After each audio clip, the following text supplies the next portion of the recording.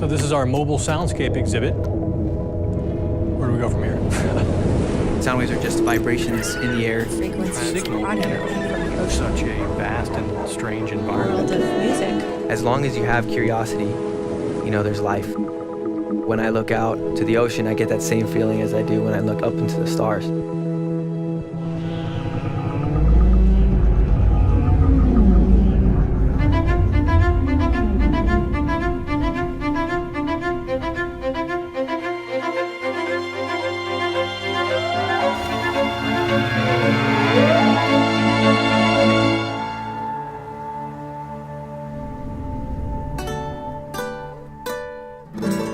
Hearing my parents playing guitar, that's probably my first memory. As a kid, I would run through the hallways and I would hear them practicing Mexican traditional music. I went to a Catholic school, and the nun who had the Spanish class always took students down to San Blas, and that's where I met him. And I was 15, and he was 16 years old. Here we are at the plaza, La Plaza Principal. Qué bonito. My mom didn't know Spanish and my father didn't know English, but they were able to communicate at least with music. And then I came along.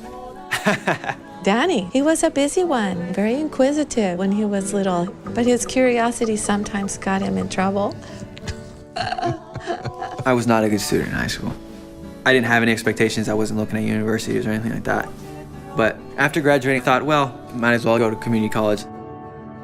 I started at Cabrillo and I didn't know what engineering was.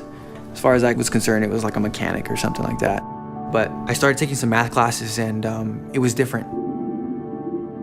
You know, there's lots of types of students. The majority of the students, they want the equation so that they could calculate a number. And then there are students who actually try to understand. That's Daniel. I would always question things. I would always wonder like how light works, like why the waves are crashing the way they do. And when you start looking at physics and learning about these sound waves are just vibrations in the air and how we can represent those mathematically, my eyes opened to like a new world.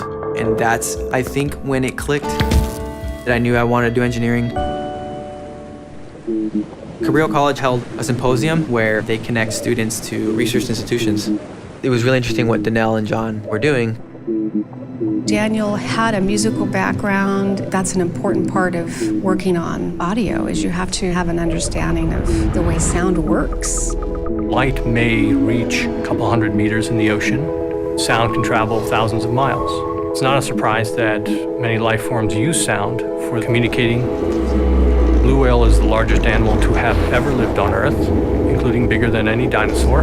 They vibrate your body. They're incredible to hear. The scientists at Mbari wanted to figure out a way to listen in and count how many blue whales there were. So the process that we're using involves recording audio from the ocean 24 hours a day, 7 days a week, but that's a lot of information. Too much information for a human to try to look at and listen to. We were able to turn those sounds to spectrograms, which are just images or mappings of what sound looks like, and fed those images into TensorFlow, this machine learning tool. Machine learning is getting the computer to be able to pick up patterns. It allows us to take a mammoth pile of data and distill it into something meaningful so that we can do the analysis.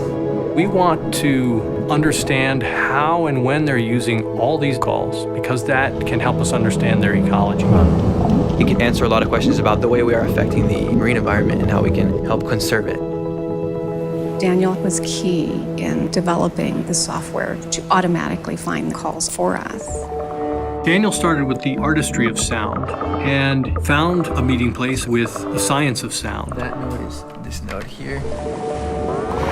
Ultimately, both of those experiences, they're from the same source. That is sound energy varying in frequency through time. That's what makes music, and that is the signal we analyze. The whales are communicating something to each other. I don't know what it is, but it made me think about how music is a way of communicating. Just like going back to my parents and how they met each other. They were doing the same thing.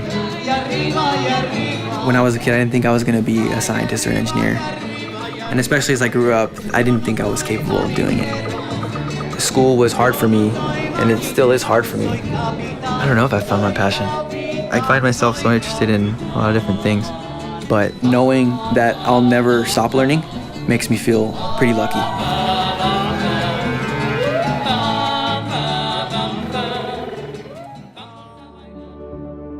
You know, there's a lot of really difficult things with having severe anxiety.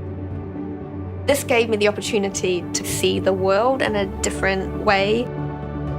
Even in your darkest times, amazing things can come out of it.